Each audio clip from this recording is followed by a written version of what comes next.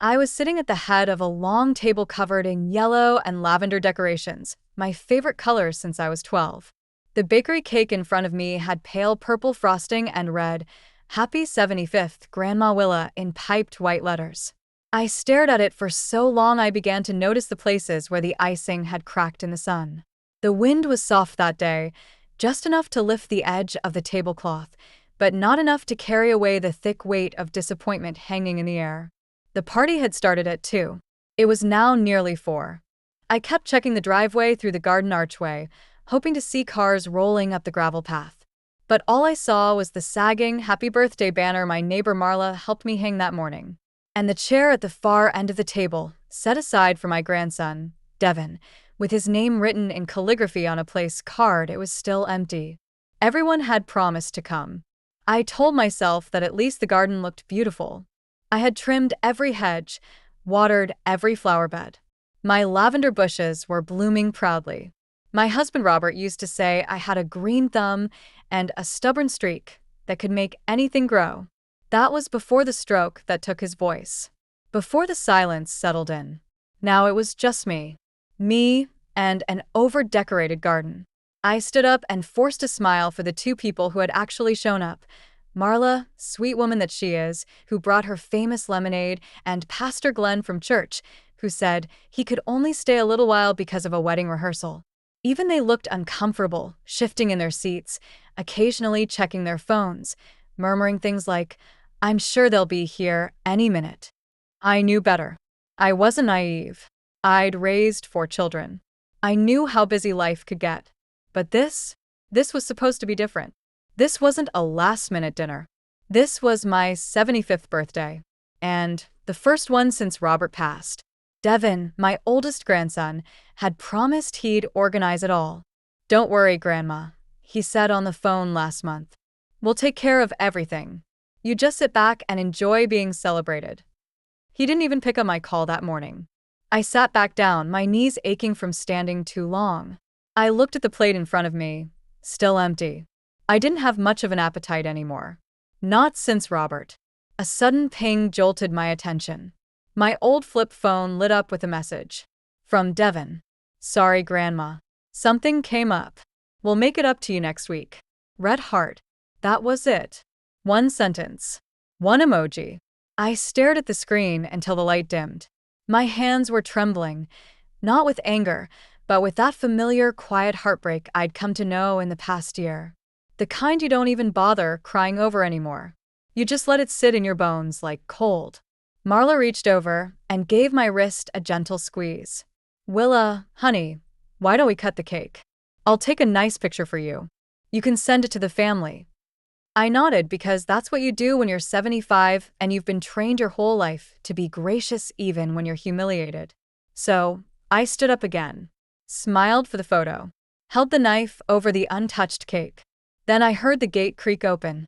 All 3 of us turned our heads. A man in a gray jacket was walking up the path. He was tall, maybe late 30s, with a nervous energy about him.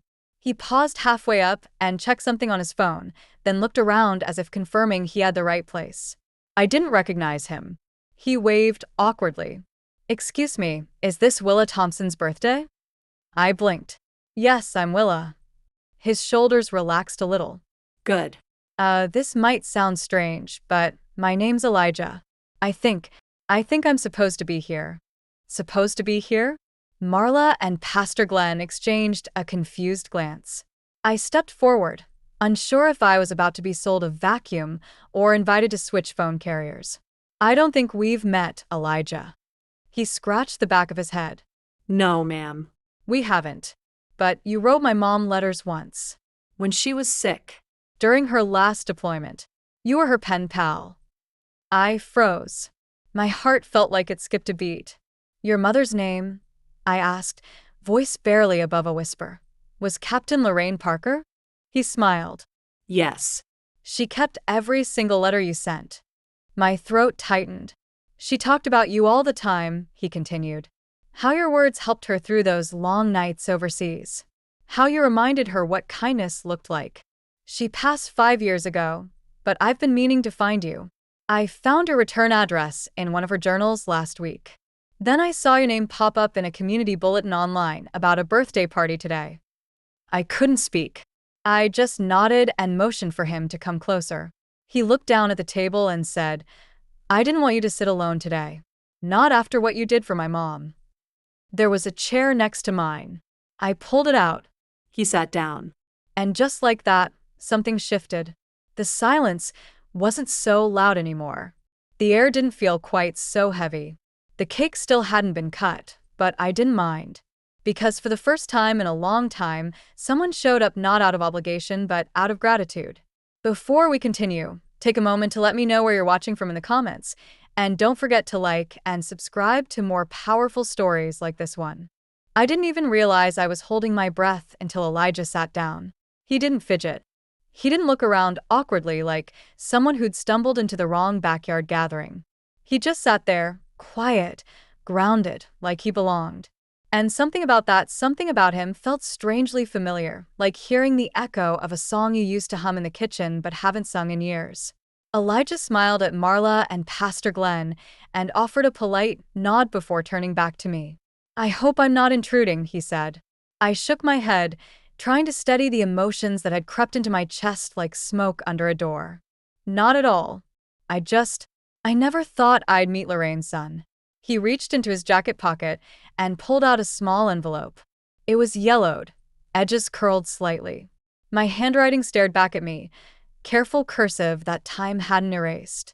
She kept them in a box. Your letters, he said. She used to say your words made her feel like she had a sister who didn't care about rank or medals, just the heart beneath the uniform. I blinked hard. I used to write a lot of soldiers. Through the church program. But your mother, we connected. It was different with her. He nodded. I read all your letters after she passed. I was only 17 then. But even now, when I reread them, it's like hearing her laugh again. Like she's sitting next to me. Marla wiped at her cheek discreetly. Pastor Glenn stood up and said he'd be right back, his voice breaking slightly as he stepped toward the house. I held the envelope with trembling hands, remembering the long nights I spent sitting at my kitchen table, pen in hand, writing to a woman I had never met but somehow trusted with the deepest parts of myself. Lorraine had written back, too, sometimes pages, sometimes just a quote that had gotten her through the day. We wrote about everything. Her childhood, her fears, my garden, the loneliness of waiting, the ache of loving someone through distance. And now her son was sitting at my table. I didn't know how else to thank you, Elijah said, his voice gentler now. But I figured the least I could do was show up. I smiled, still holding the envelope. That's more than most. He looked at the empty table, then down at the carefully folded napkins and untouched silverware. I saw the post about the party on the community board. It said, "Family welcome." I hope I didn't misread that. No, I said, my voice catching. You read it just right. Just then, Marla, bless her heart, stood up and clapped her hands once. Well, if Willa's got a new honorary grandson, I think it's time we cut this beautiful cake. Elijah chuckled and helped move the centerpiece aside as I picked up the knife again. But this time, my hands didn't shake. This time, I wasn't pretending. As I sliced into the cake, Pastor Glenn returned, with a bottle of sparkling apple cider in hand and a grin on his face. Found this in the fridge. Figured we'd make a proper toast. He poured into mismatched glasses. We raised them. To Willa, he said. To Lorraine, I added. And to the people who show up, Elijah finished. We clinked our glasses gently, and for a moment, the yard didn't feel so empty. After cake, Elijah stayed. He helped Marla gather dishes. He offered to clean the lemonade pitcher.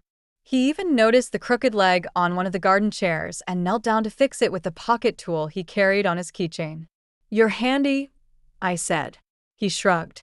I work in restoration. Furniture, mostly. But lately I've been doing odd jobs around town. He smiled. Honestly, I've been looking for something more permanent. A place that feels like home. That word caught in my throat. Home. I hadn't felt that since Robert's voice disappeared and my kids started treating me like a seasonal tradition rather than a constant. Well, I said cautiously, this old house always has things falling apart.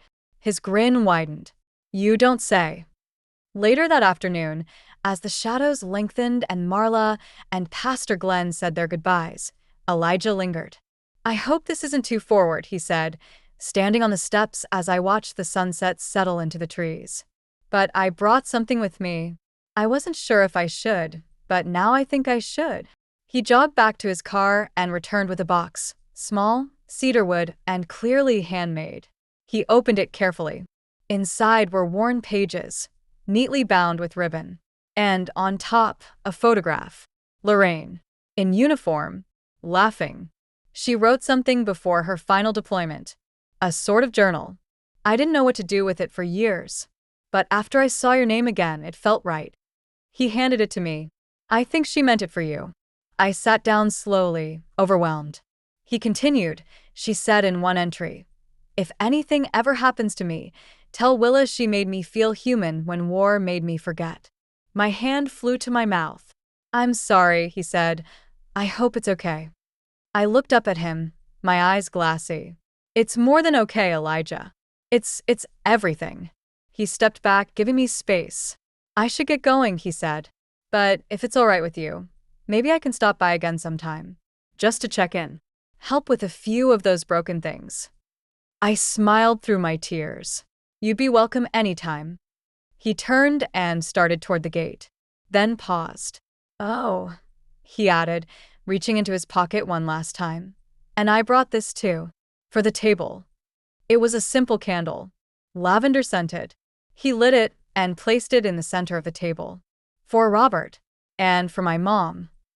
I nodded, speechless. And then he left. The sky turned orange behind him. I sat there long after he disappeared, the candle flickering gently in the breeze, the cedar box resting in my lap like a piece of my own forgotten past. I had started the day believing I was invisible. Now I felt seen. The house was quiet that night, but not the kind of lonely quiet I'd grown used to. No, this silence carried something new, something alive. Like the air itself was holding its breath, waiting with me. The cedar box sat on the kitchen table beneath the pendant light. I hadn't opened it again since Elijah left. I couldn't, not yet. I made tea, not because I needed it, but because it gave my hands something to do. Chamomile. Robert used to tease me for drinking it before 6 p.m. Said it made me an old lady at 50. I smiled at the memory as I turned the box slowly. The latch clicked softly, like a whisper. Inside, Lorraine's journal was tied with a faded purple ribbon, so delicate it nearly crumbled in my fingers. I hesitated for a moment, my thumb resting on the knot. Then I untied it. The journal wasn't like mine, those store-bought ones with hard covers and floral patterns. Hers was leather-bound and worn, the kind of notebook that had traveled, been rained on, maybe even slept with under a pillow in foreign places. The first page was addressed to my future, in Lorraine's looping cursive. If you're reading this, I'm either very lucky or very late. I laughed, even as tears pricked the corners of my eyes. That was her humor, sharp, disarming. The kind that let people forget where they were. I kept reading. She wrote about the desert, about heat and silence, and the kind of homesickness that sits behind your eyes even when you're laughing. She mentioned her troops, the bonds formed through shared fear and canned beans. But again and again, she returned to one name, Willa. There's a woman in Ohio who reminds me the world is still soft somewhere. She writes me about her lavender bushes and the pie crust she burned last Sunday. She doesn't know it, but her letters saved me once, maybe twice. She reminds me what home smells like, what hope sounds like. I stopped, my hand covering my mouth. I had written those letters with no idea that they were doing anything more than filling time, offering a slice of normal to a stranger in combat boots. She had remembered every detail. Willa told me once that her husband, Robert, fixes everything with silence and kind hands. I hope if I ever find someone to grow old with, he'll be like Robert. But if I don't, I hope my son finds someone like her. Someone who shows up. That line undid me. I reached across the table, brushing my fingers over the photo of Lorraine. I whispered, You raised a good one, Lorraine. He showed up. I spent hours reading. Some pages were scribbled fast, in the dark maybe.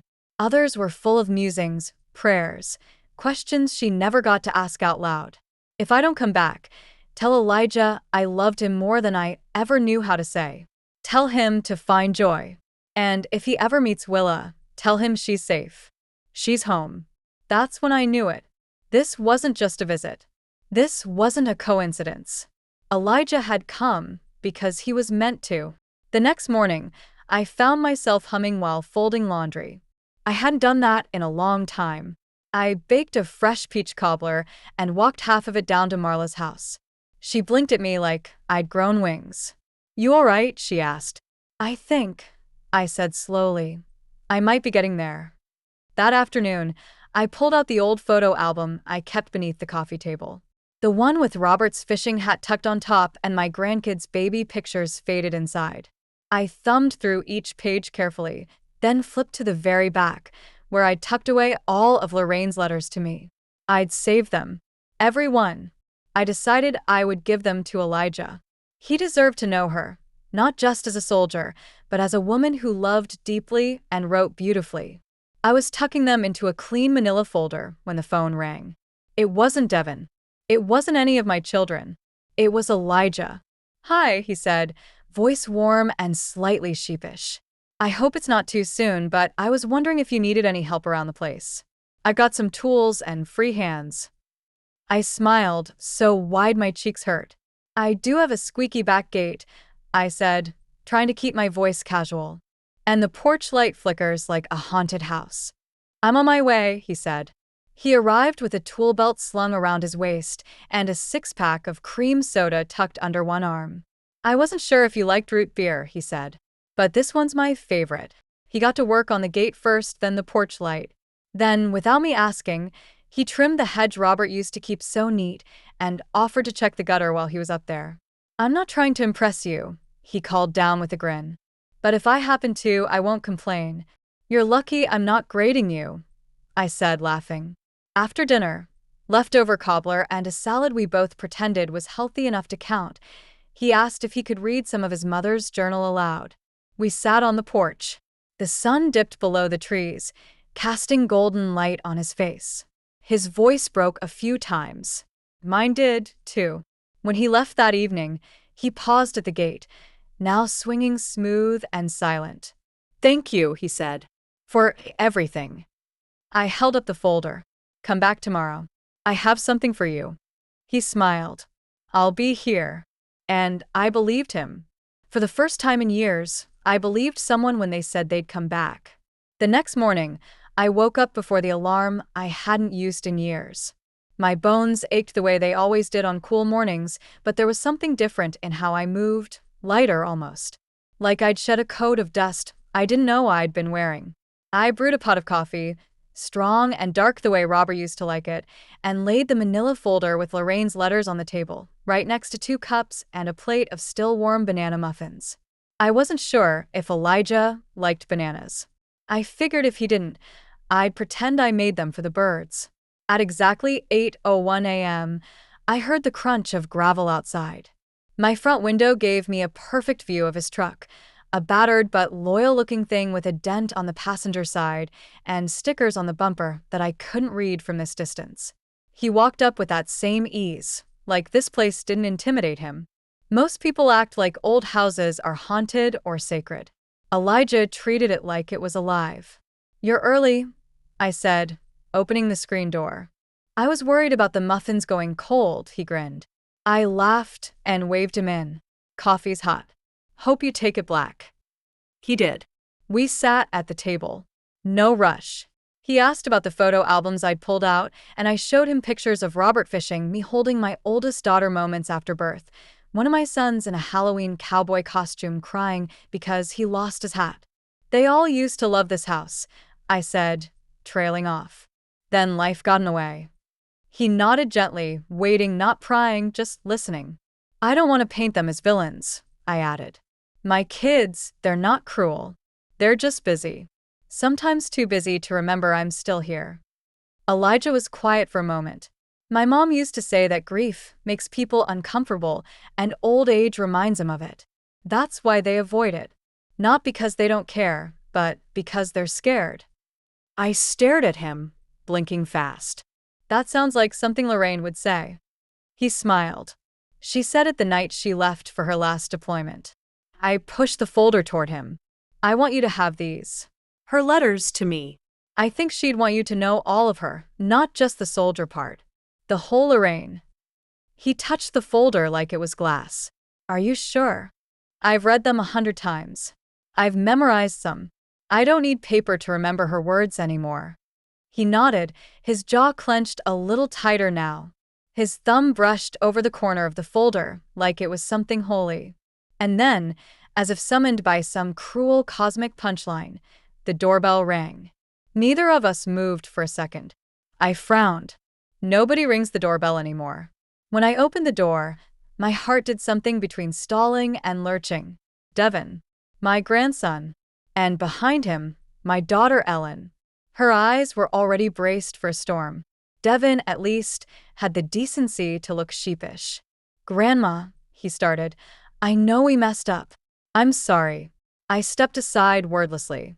They entered, stiff like guests in a waiting room. "I saw the picture online," Ellen said, already defensive. You. "With some man we've never met. And some journal?" I blinked. "You're upset because someone came to celebrate me when you didn't?" Her mouth opened, but nothing came out. Devin looked at Elijah and extended a cautious hand. "I'm Devin." "Elijah," he said, shaking it. "Your grandmother helped my mom through the hardest part of her life." That quieted Devin. Ellen scoffed. "And that gives you permission to insert yourself into our family?" "Elijah didn't insert himself anywhere," I said, firmer than I expected. "He showed up. That's all." "And we didn't," Ellen challenged. I stared at her, this woman I raised. Her eyes were the same color as mine, but colder now. Tired, maybe. Or guilty. No, I said. "You didn't." There was a silence. Not the peaceful kind. Devin sighed. "We should have come, Grandma. I know I promised. I let you down. I let Mom down, too." That last part caught Ellen off guard. "Mom, you're not even listening," he said to her. "You're more upset that someone else made Grandma happy than the fact that you didn't even call on her birthday." Ellen snapped. I was trying to protect her. "From what?" I asked. "From being remembered?" She stared at me, eyes glossy now. "From being disappointed again." "I was disappointed," I said, voice calm. "But not because you didn't come. Because you didn't try. Because you assumed I'd be fine with silence." There it was. Silence again. Elijah stood, collecting his coffee cup. "I should give you all some space." I stopped him with a hand on his arm. Please stay. He looked at Ellen. "If you're worried about me stepping in, I'm not trying to replace anyone. I just wanted to honor the woman who once gave my mother hope." Ellen folded her arms. Her face had gone from anger to something like shame. "I didn't know about the letters," she said softly. "Well," I said gently, "maybe it's time you started reading." Ellen sat on the edge of the couch, the manila folder on her lap, like it weighed 1,000 pounds. She hadn't opened it. Not yet. Devin had retreated to the front porch, pretending to check emails on his phone. Elijah stayed by the kitchen doorway, respectful but watchful. I remained in my chair, the one with the faded blue cushion Robert used to fall asleep in during Sunday baseball games. No one said anything for a while. Then Ellen finally whispered, "I remember when Dad stopped talking."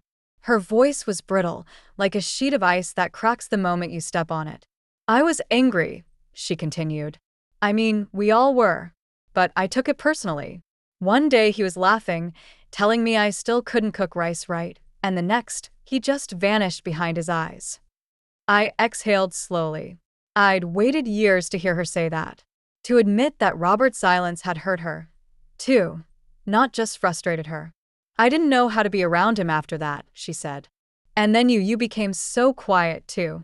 Like you disappeared right along with him." My throat tightened. "I didn't disappear, Ellen. I just didn't know how to talk when no one wanted to listen." She flinched. I was grieving him while he was still breathing. I added, softer now. And I was grieving all of you pulling away. Ellen opened the folder then, tentatively, like peeling back a scab. She pulled out one letter and scanned it, then another. She didn't say anything for several minutes. But her eyes began to shift. Her mouth tightened. Her shoulders dropped. "These are beautiful," she said. "They sound like poetry, but also like survival." I nodded. That's exactly what they were. She looked at me then, not like a daughter annoyed with her aging mother, not like a woman checking off a chore, but like someone seeing me clearly for the first time in years. "I didn't know you wrote like this," she said. "You never ask." She looked down, ashamed. "I don't mean that to hurt you," I added quickly. "But you stopped asking me anything personal a long time ago. You didn't want stories. You wanted updates, status reports, blood pressure numbers." Tears gathered in her eyes. "I thought that's what caretaking meant." "It's not," I said. "It's not just pills and appointment reminders. It's asking how someone is. It's bringing over tea just to sit. It's remembering that I'm not just your mother, I'm still me." She nodded, brushing under her eyes with the sleeve of her sweater. "I'm sorry, Mom." I believed her. She picked up one of Lorraine's letters, this one dated 2 weeks before her final deployment. "Willa, you write like you believe someone's still reading with their whole heart. I needed that. I didn't know I needed it until your letter came." Ellen read the line out loud, then held the paper against her chest. "Maybe I forgot to read with my whole heart," she whispered. I walked over and sat beside her. "You didn't forget," I said gently. "You just stopped making time." Then Elijah stepped forward, clearing his throat slightly. "If I may," he pulled a small photo from his wallet. It was a snapshot of Lorraine in her gear, but she was grinning, wide, proud, alive. "She used to say the bravest people aren't always in uniform," he said. "Sometimes they're just women who write letters to strangers, or mothers who keep showing up when no one claps for them." Ellen looked at the photo, then at Elijah. "She sounds extraordinary." "She was," he replied. "But she was ordinary, too. She missed her kid. She hated instant coffee. She loved poetry, but never admitted it. She called your mother the only light she had during the worst season of her life." I placed a hand on Ellen's knee. She remembered every word I wrote, and Elijah remembered to thank me for them. Ellen turned to me. "And I forgot to thank you for a lifetime of showing up." Her voice cracked then. She leaned into me, rested her head against my shoulder like she hadn't done since she was a child. "I'm sorry for not coming to your birthday," she whispered. "For making you feel like you had to earn being remembered." I stroked her hair, gray now like mine, and said, "We all forget, sometimes, how much showing up means. But I remember. And you're here now." In the doorway, Elijah's phone buzzed. He checked it, frowned slightly, then stepped outside to take the call. Ellen sat up, wiping her face. "Is he staying in town long?" "I don't know," I said honestly. "But I hope so." She smiled faintly. "Maybe he was meant to find you." "Maybe," I agreed. "Or maybe we were meant to be found again." The screen door creaked as Elijah returned, his expression serious. "Willa," he said slowly, "I just got a message I think you need to see." He handed me his phone.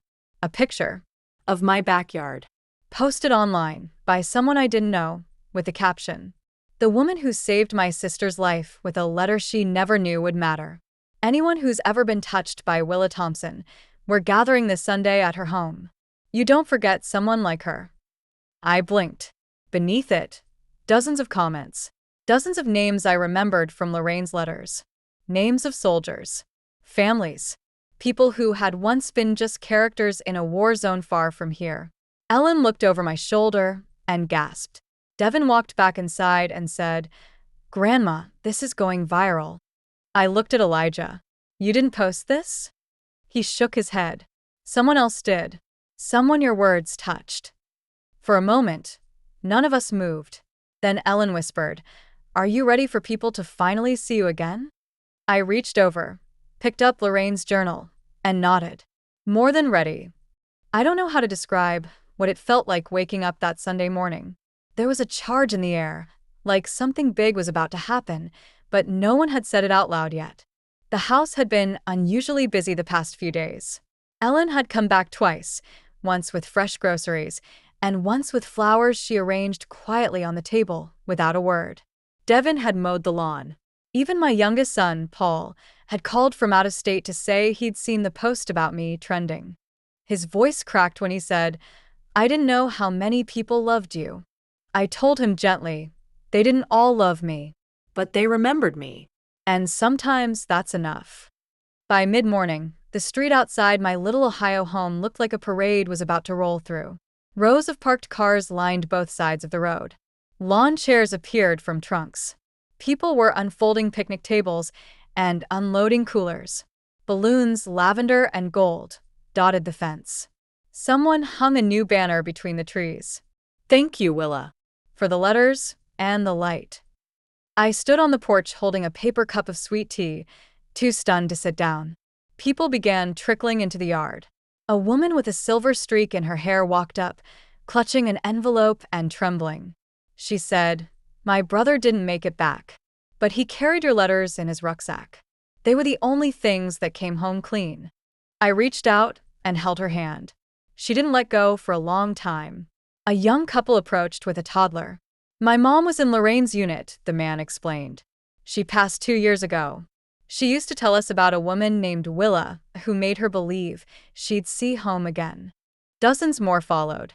A man in uniform, retired, I think, presented me with a folded flag and said, "This was from the memorial service in 2011. Lorraine's family never claimed it.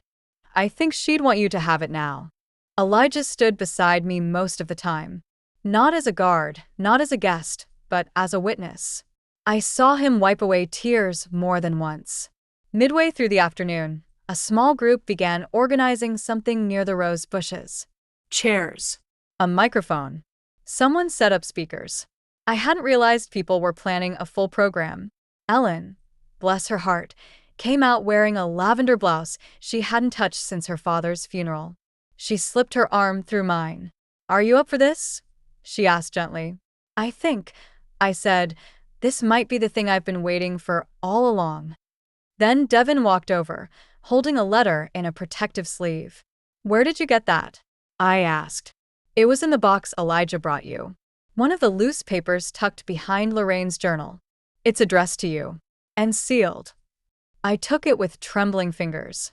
My name. In Lorraine's handwriting. "To Willa. To be opened if the world forgets you." I nearly dropped it. I sat on the porch bench, opened it slowly, and began to read aloud. My voice caught on the first line. "Dear Willa, if this letter ever finds your hands, it means too much time has passed. And you need to hear something again. You need to be reminded you mattered. You mattered to me, to Elijah, to every person who carried your words in their rations and wrote your name on their hearts. People forget the quiet heroes, the ones who hold the line from home, the ones who send love into chaos, who never get parades or flags or medals. You didn't just remind me I was human. You reminded me why I was fighting. If no one else says it, thank you. Thank you for showing up when no one else did. With love always, Lorraine." I folded it back carefully, my eyes blurred with tears. Ellen knelt beside me, her hand resting over mine. "You were always more than I saw, weren't you?" I didn't answer. The crowd had gathered now, filling the garden and driveway. Pastor Glenn stepped up to the makeshift podium, smiling in disbelief at the turnout. "This woman here," he said, gesturing to me, "gave pieces of her heart away in the form of ink and paper. She never expected anything in return. But today, she receives it anyway." And then, one by one, people came up and spoke. A man read one of my letters out loud. A girl recited a poem her mother had written, inspired by my words. A teenage boy held up a weathered envelope and said, "My dad taped this to our fridge when I was a kid. It reminded him to come home." And just when I thought the moment couldn't get any heavier, a woman stepped forward with an acoustic guitar and said, "This song was found in Lorraine's journal." A verse she never finished. I added a melody. "I hope that's okay." She sang, and I wept. It was the first time in years I allowed myself to fully, openly grieve, and not just for Robert or Lorraine, but for all the years I'd spent shrinking myself so the world wouldn't feel uncomfortable around my loneliness. And now that world was gathered in my backyard. At the end of the song, Elijah stood beside me. He reached into his jacket and pulled out a small patch, gold stitching on black felt. It read, "Home Front Hero." He pinned it gently to my collar. "This is what my mom would have given you herself," he said. Then he turned to the crowd and raised a hand. "To Willa." Dozens of voices followed. "To Willa." And that's when I saw Devin quietly wiping his eyes. Ellen had her hand over her mouth. Even Pastor Glenn looked like he was holding back a sob. I wasn't invisible anymore. I had never really been. But for the first time in a long time, the world around me saw the light I had been carrying quietly, constantly, faithfully. And now it was shining back. 3 days after the garden filled with voices and light, my house felt full in a different way, quiet but not lonely, still but not hollow. There were vases of flowers on every surface, thank you notes tucked under the front door, and a box of homemade cookies from someone who only signed their card, one of the people you helped without knowing. Ellen had stayed late that night after the gathering, helping wash dishes and bag up leftover food. We didn't talk about what had happened. We didn't need to. But I noticed something new in her movements, softer hands, longer silences, and the way she lingered by the kitchen window where Robert used to whistle while peeling apples. Devin came back the next day with a USB drive full of photos. "Everyone started sending these to me," he said, plugging it into my old laptop. "I thought you might want copies." I watched the screen flash to life. Image after image filled the monitor. Me standing beneath the banner, Elijah hugging a young girl who clutched one of Lorraine's letters, a veteran saluting in front of the rose bushes. There was one of Ellen, too, sitting beside me with her hand over mine, both of us smiling in a way I hadn't seen on our faces in years. "I've already started printing some," Devin said. "I thought we could make an album. Something for the mantle." I touched his hand. "I'd like that very much." That afternoon, Elijah returned, not with tools this time, but with groceries. "I figured you've had enough casseroles to last a lifetime," he said, holding up a bag with fresh herbs, lemons, and pasta. "Thought I'd cook tonight." "You like lemon chicken?" I laughed. "I like the sound of someone else cooking lemon chicken." He moved around my kitchen like he belonged there, opening drawers, humming as he diced onions, setting a pan to simmer while the sunlight poured in through the window.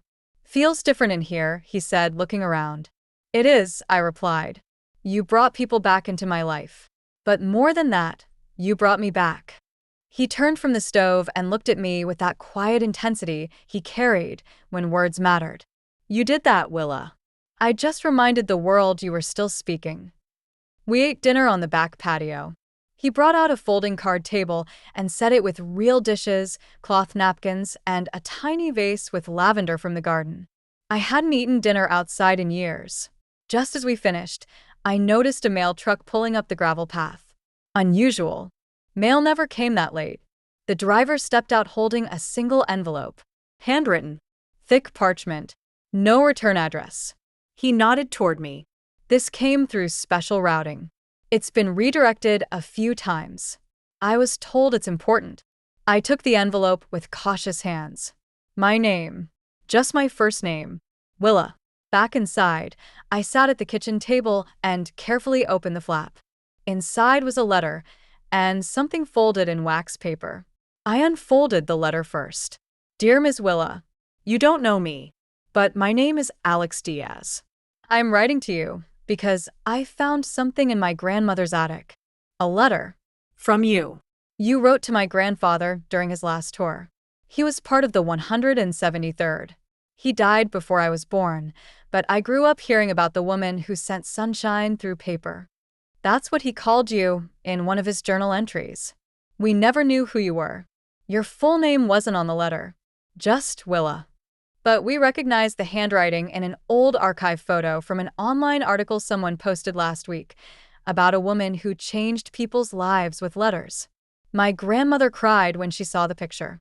She asked me to send you something. A medal. It was given posthumously, but she said you deserved it just as much as he did. I unfolded the wax paper. Inside was a bronze star. I froze.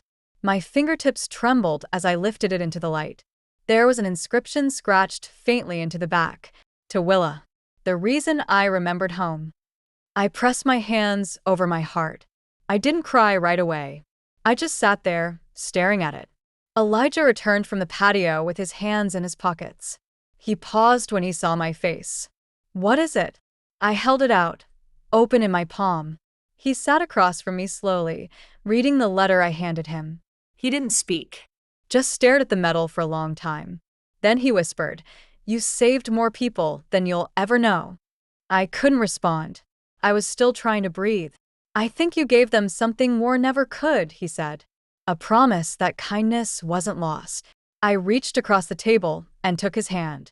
"There's something I haven't told you," I said. He looked up. I used to feel like I missed my moment, like I lived a quiet life while the world moved on. But these past few weeks, you've made me see something. My moment wasn't some big flash. It was thousands of tiny candles I lit for other people, one envelope at a time. He squeezed my hand gently. "And now those candles are lighting your way back." That night, I placed the bronze star beside Lorraine's journal on my mantle, right next to Robert's photo. Then I stood there a while and whispered, "You'd be proud of them, Robert. Of our kids. Of the world you left behind." In the reflection of the glass frame, I saw my own face, lined, weathered, but alive. Not fading. Not forgotten. Seen. I've always believed that the biggest moments in life happen quietly, on porches, over steaming cups of tea, or folded inside handwritten letters. But after the bronze star arrived, something shifted. The quiet didn't go away, it just got louder. The day after I received the medal, a local journalist showed up at my door. She was young, maybe in her late 20s, wearing a cardigan far too warm for the weather and holding a notebook like it was a shield. "Miss Thompson," she said, nervous but determined. "I read about your story. The viral post, the gathering, the letters. Would you be willing to talk to me?" I hesitated. I didn't want attention. I wasn't chasing recognition. I was a woman who wrote letters in the dark while her children slept, trying to send a flicker of light to someone halfway across the world. But something about her eyes, earnest, kind, waiting, made me nod. We sat on the porch. She asked questions gently. How it all started. Why I kept writing. What the letters meant to me. I told her everything. How Robert encouraged me. How Lorraine was the first to write back, like she truly saw me. How for decades I believed no one else really had. I showed her the bronze star, Lorraine's journal, even a few of the older letters I'd never shared with anyone before. When she asked me what I hoped people would take from the story, I said that you don't need a title to make a difference. You don't need a platform.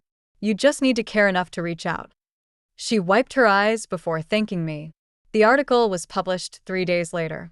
It was called "The Woman Who Wrote the War Home." It spread faster than I expected. Local news picked it up. Then regional. Then a national morning show reached out. Ellen was the first to say it. "Mom, you're trending again." I groaned. That's not a phrase I ever wanted attached to my name. Devin laughed. It means people care. A week later, I was invited to speak at the local Veterans Center. The director called personally, saying, "Willa, what you did was service. You kept people alive in ways we don't measure with stats. We'd be honored if you'd share your story." I said yes. And then I panicked. What do I even say? I asked Elijah the night before. We were sitting in the living room, a pot of soup simmering on the stove behind us. I'm not a speaker. I'm not polished or poetic. I'm just... He interrupted me. You're the reason my mother came home hopeful. That's all the poetry they'll need. I looked at him, eyes stinging. What if I mess up? He leaned forward. Then you'll do it the way you've done everything else, with heart. That's never failed you. I wore my Sunday best to the Veterans Center. Navy blue slacks, a soft blouse, and Lorraine's patch tucked into my pocket like a talisman. Devin helped me print out my notes. Ellen rode with me in the car, her hand never leaving mine the entire drive. When I stepped up to the podium, the room was full. Men and women in uniform. Family members. Children holding tiny flags. Elijah sat in the front row beside Ellen and Devin. I looked out at them all and said the first thing that came to mind. I never intended to be here.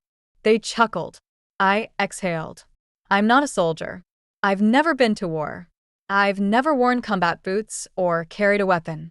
But I've carried stories. And for a long time, that was my way of showing up. I talked about Lorraine, about the letters, about the power of connection. I read one of the shortest notes I ever wrote, a 4-line letter to a woman I never heard back from, but whose granddaughter had messaged me 2 nights earlier to say, "You gave my grandma hope when she had none left." When I finished, the room stood. I was shaking, not from fear, but from the sheer weight of it all. Afterward, people lined up to speak to me, to hug me, to tell me who they had written to, or who had written to them. A woman in her 60s pressed a card into my hand and said, "You reminded me that it's never too late to matter to someone." As the crowd thinned, Elijah approached. He didn't say anything. He just held out a folded piece of paper. "I was going to wait," he said, "but I think now is the right time." I opened it. It was a final letter. From Lorraine. Written on the back page of her journal. Undated. Meant to be read only if certain pages had already been found. "Willa, if you're reading this, it means my son found you. I hope I prepared him to understand the kind of woman you are, because if I didn't, I trust life did. Tell him it's okay to stay. Tell him it's okay to make roots where love already lives. You are my safe place. Maybe you can be his." My breath caught in my throat. Elijah saw my expression and took my hand. I didn't know it was in there. I found it yesterday. I wasn't sure what it meant until now. I stared at him, heart thudding. "Are you staying?" I asked, barely able to whisper it. He nodded. "I've already started moving things out of my place. Got a small rental nearby. I thought I'd stick around for a while, maybe help plant more lavender." I laughed through my tears. "Robert would have liked you. I like to think Lorraine would have too." We stood there a while, quiet in the middle of a room still buzzing with movement. Not everything had healed, but something had begun. A root had taken. 2 mornings after the Veterans Center speech, I found Ellen standing at the kitchen sink, washing dishes by hand. That in itself was unusual. Ellen hated washing anything that didn't fit in a dishwasher. I watched her for a moment, the way her shoulders rose and fell, the silence between clinks of plates. Something was pressing on her, something she'd carried too long. "You missed a spot," I said gently. She smiled just a little. "You used to say that when I did chores halfway." "You used to do a lot of things halfway," I teased. She looked down. Yeah. I did. The silence that followed wasn't bitter. It was ripe, like fruit finally ready to fall. She dried her hands and turned to face me. "Can I say something hard?" I nodded. "I was angry at you for a long time." I didn't flinch. I knew. "After Dad had his stroke," she continued, "you were strong for everyone. For months, maybe years. You never cried in front of us. Never asked for help. You just kept going. And she hesitated. "I resented you for that. I pulled out a chair and Saturday because I made it look easy."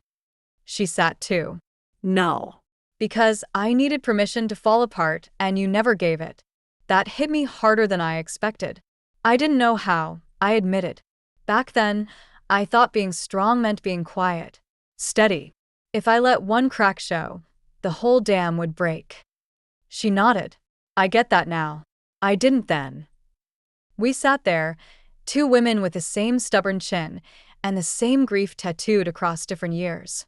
"I think I stopped coming around," she said, "because it hurt to see you so still. So held together. It made me feel weak.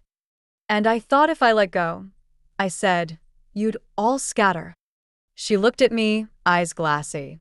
"We kind of did anyway." I reached across the table and took her hand. "But you came back. That's what matters." Her fingers tightened. "I'm trying to be better. I want to earn my way back into your life, not just visit it out of obligation." "You already have," I said. She blinked. Really? I've seen you more in the last 3 weeks than in the last 3 years, Ellen. And not once have you brought a guilt basket or an apology pie. You just showed up. That's all I ever needed. Her shoulders dropped. Relief mixed with sorrow. I want to help with the project, she said suddenly. I tilted my head. What project? She grinned. Don't pretend you weren't going to start something. That afternoon, we started sketching the idea at the dining room table. Elijah joined us. So, did Devin. We called it the Lorraine Letters Project, a community initiative that would pair volunteers with service members, caregivers, and people in long-term care facilities who didn't have regular visitors. But it wasn't just pen pal assignments. It would be about connection, about stories, about legacy. Each person would be encouraged to share a memory, a piece of themselves, and eventually, those letters would be archived, not just as writing, but as history. Devin offered to build a simple website. Ellen said she'd reach out to the local paper. Elijah called a few nonprofits he knew from Lorraine's old base. Doors opened faster than we expected. Word got around. A retired teacher donated a box of unused stationery. A veteran's widow offered to help lead workshops at the center. Even the high school English teacher called to say her students would be writing letters as part of their final project. What do we call our volunteers? Devin asked one night. Ellen didn't even pause. Candles. I looked at her. Because they're lighting the way for someone else, she explained. I smiled. That's perfect. We held our first official Lorraine Letters meeting in the community library side room. We expected maybe a dozen people. Over 60 showed up. Some came with notebooks already in hand. Others brought boxes of their old letters from loved ones they'd lost, eager to finally do something with them. One man, a shy, soft-spoken grandfather, stood up and said, "My wife was in the Navy. She passed 5 years ago. I haven't written anything since, but I think I'd like to start again." Ellen stood beside me during that meeting, hand lightly resting on my shoulder. Elijah passed around tea and cookies. Devin printed flyers with a photo of Lorraine and me side by side, one in uniform, one with ink-stained fingers. Afterward, as the room cleared, Ellen whispered, "She would have loved this." "She does love this," I said. "You can feel it, can't you?" She nodded. "It's like we're living in the echo of her kindness." I looked at the sign above the door as we left. Someone had made it that morning and taped it up. Let no letter be lost. Let no story be forgotten. And just before we left the room, a young girl, no more than 10, handed me a folded piece of paper. "It's not for me," she said. "It's for someone I haven't met yet. But I wanted to write it anyway." I opened it as she skipped out the door. It read, "Dear you, I don't know your name, but I know you matter. I hope today is gentle. Love, Ellie." My eyes stung again. There it was. A new candle. Already lit. It happened on a Sunday, one of those golden autumn afternoons where the leaves burn amber and the sky feels stretched thin like old cotton. It had been 6 weeks since the Lorraine Letters Project officially launched. And today, everyone was coming back to the house where it had all started. My house. Ellen had insisted on handling the food. Devin set up folding chairs in the garden. Elijah arrived early, carrying a new banner in a long cardboard tube and whistling a familiar tune I hadn't heard since Robert used to fix the back gate. "You are my sunshine." The yard was the same, yet somehow transformed. The lavender bushes were fading for the season, but still clung to their scent. A new wooden sign had been planted near the rose bed, where Lorraine's ashes had been quietly scattered weeks ago. The Garden of Stories, where letters take root. The guests began to arrive. Some had been here before. Some were new. Veterans, teachers, teenagers, widows, volunteers, strangers now knitted together by ink, memory, and the woman they'd all come to thank. Me. I kept trying to make myself small that day, duck behind the snack table, excuse myself to the kitchen. But every time I did, someone stopped me, handed me a letter, a story, a thank you, a hug. You reminded me how to speak again. You helped me forgive my mother. You gave my daughter a way to know her grandfather. I was overwhelmed, not by the attention but by the echo. The way kindness, once released, kept bouncing back. Late in the afternoon, Devin stood in the center of the garden and tapped a spoon to a glass. "Can I have everyone's attention for just a moment?" he asked, looking equal parts proud and teary. I turned toward him, expecting a toast. Instead, he said, "We have a surprise for Grandma Willa." I blinked. "For me?" He nodded. Ellen stepped forward, holding a small square box wrapped in brown paper. "We've been working on this for weeks," she said. "But it didn't feel right to show you until today." I opened it slowly. Inside was a book. Leather-bound. Heavy. Gold lettering on the front. "Dear Willa, the letters that changed us." I gasped. It was a collection. Of the stories. The letters. The moments. Scanned, typed, printed, and bound. Hundreds of them. At the front was a dedication. "For Willa Thompson. You reminded the world that connection doesn't require closeness. It just requires courage. Thank you for being our lighthouse." I pressed the book to my chest. "I don't deserve this," I said, barely audible. Ellen stepped closer. "Mom, you built this." Elijah took my hand then. "And now we're just living inside the light you left behind." A hush fell over the yard as he led me to the new banner, still rolled in its tube. "Ready?" he asked. I nodded. He untied the cord. The banner unfurled between the trees. It read, "Willa's Porch Project, where strangers become family, one letter at a time." The crowd clapped. Some cheered. A few wiped their eyes. And then Elijah turned back to me and knelt on one knee. My heart stopped. He didn't pull out a ring. Just a small envelope. Lorraine's handwriting on the front. "To Elijah, if you find her, don't wait too long to tell her she's home." He looked up at me. "I'm not asking you for anything official. Not yet. I just want to keep showing up. Keep fixing fences. Keep planting lavender." I reached down and cupped his face. "Then you better stay a long time," I whispered. The crowd melted away after that, little by little, like a sunset fading softly. Later, after the last folding chair was stacked and the leftover cookies packed in tins, I sat alone on the porch, Robert's rocking chair creaking gently beneath me. The book of letters rested on my lap. The bronze star glinted from the windowsill. Ellen came out with 2 mugs of tea and handed me one. "You changed," she said. "So did you." We sat for a while, watching the fireflies blink across the yard. Then she added, "I used to think you were just a chapter in other people's stories. But you were never just a chapter, Mom. You were the start of something." I looked out into the garden, where people had cried, Laughed. remembered, where they had come back. And stayed. "I was just trying to help," I said. You did, she said. "More than you'll ever know." A breeze picked up. The banner rippled gently above us. "Willa's Porch Project." I closed my eyes, breathed in the scent of lavender, and smiled. If this story touched you, if you've ever felt forgotten, or if you've ever carried someone's memory quietly in your heart, know this. Your words matter. Your presence matters. Like Willa, you don't need a stage to be seen. You just need the courage to show up. If you have someone in your life who needs a letter, write it. If someone helped you through a dark time, tell them. And if you believe in stories that light the way forward, share this video. Tap that like button if Willa's journey meant something to you. Comment below with your own letter of thanks to someone living or someone gone. You never know who might read it and feel a little less alone. Subscribe for more stories that speak to the heart, because just like Willa learned, kindness echoes louder than silence. We'll see you next time. Until then, keep writing, Keep reaching. keep lighting the way.